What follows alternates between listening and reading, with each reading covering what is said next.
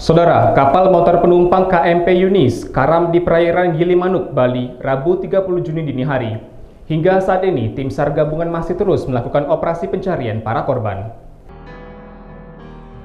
KMP Yunis karam saat berlayar dari Pelabuhan Ketapang menuju Gilimanuk, Bali pada 29 Juni malam. Kapal tersebut mengangkut 41 penumpang dan 12 anak buah kapal. Kapal diduga terseret arus laut ke arah selatan pelabuhan hingga tenggelam saat tengah menunggu antrean untuk bersandar di Pelabuhan Gilimanuk. Hingga kini, tim SAR gabungan telah menemukan 33 penumpang dalam keadaan selamat, sementara korban lainnya masih dalam pencarian di arah utara Selat Bali. Hingga 30 Juni dini hari, 12 korban maupun keluarga korban mendatangi pos penyelamatan di Gilimanuk untuk didata dan memberikan keterangan. Kalau memang secepatnya kita temukan berarti secepatnya kita hentikan. Tapi kalau memang dalam bicara masih kita temukan, ya kurang lebih kita akan maksimalkan bicara 7 hari. Toh kalau memang masih ada tanda-tanda masih temukan, ya kita banyak kita. Dalam keadaan sehat walafiat dan bisa berkumpul dengan keluarga mereka. Tim SAR gabungan mengerahkan seluruh armada dan perlengkapan pencarian dari TNI, Polri, Basarnas, dan instansi lainnya. Saat ini, berdasarkan rekapitulasi, pencarian fokus ke arah atas arus laut dan condong ke utara Bali, di mana arah pencarian menuju perairan Bali dan Jawa Timur. Berdasarkan standar, operasi pencarian dilakukan selama 7 hari. Dari Denpasar, Bali, Kantor Berita Antara, UTV, mengabarkan.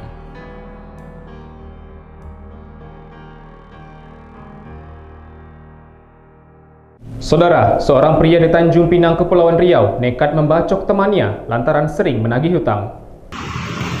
Jajaran Unit Reserse Kriminal Polsek Tanjung Pinang Timur, Polres Tanjung Pinang, mengamankan M. Arsad, pelaku pembacokan, Rabu 30 Juni.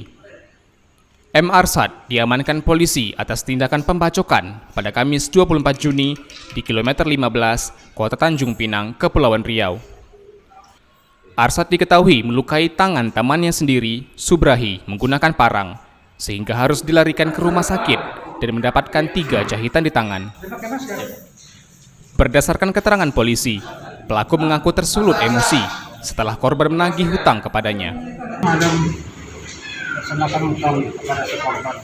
Namun besarnya itu kita belum tahu sampai berapa uang yang diberikan oleh si korban kepada pelaku. Namun demikian, si korban ini ingin menagih uangnya, tapi pada saat itu pada emosi atau apa, karena mungkin tindakan dan perbuatan dilakukan. Masalah utang lagi, jadi mungkin bagaimana dilakukan, memang dia mengaku kesalahan dan perbuatannya dalam norma yang digunakan melakukan korban. Setelah melukai korban, pelaku sempat melarikan diri. Melalui pendekatan polisi kepada keluarga, pelaku kemudian menyerahkan diri ke Polsek Tanjung Pinang Timur 3 hari lalu.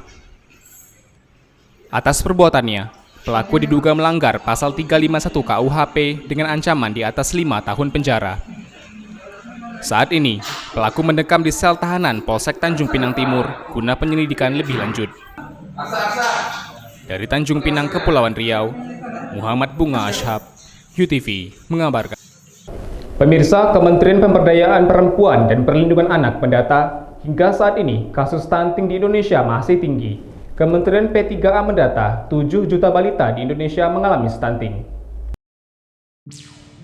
1 dari 3 anak usia di bawah 5 tahun di Indonesia masih mengalami stunting. Kementerian Pemberdayaan Perempuan dan Perlindungan Anak mendata, hingga saat ini kasus stunting Indonesia menempati urutan keempat di dunia dan kedua di Asia Tenggara. Indonesia masih berada di urutan keempat di dunia dan urutan kedua di Asia Tenggara dalam hal stunting, di mana ada sekitar 30% atau setara dengan 7 juta balita atau setara dengan, atau kata lain 1 dari 3 anak bayi itu di bawah usia 5 tahun atau balita mengalami stunting, dan ini menurut riset kesehatan dasar atau Riskesdas 2018. Kementerian P3A menyebutkan hingga 2020 populasi anak di Indonesia terus bertambah. jumlah populasi anak usia 0 hingga 4 tahun di Indonesia mencapai 15,4 juta jiwa. Pada usia 0 hingga 18 tahun, anak perlu mendapatkan gizi yang cukup untuk pertumbuhannya. Dalam usia itu adalah tahap pembentukan karakter anak. Namun saat ini, 7 juta balita, 1 dari 3 anak usia 5 tahun di Indonesia mengalami stunting berdasarkan Riskesdas 2018. Stunting disebabkan minimnya edukasi orang tua mengenai tumbuh kembang anak.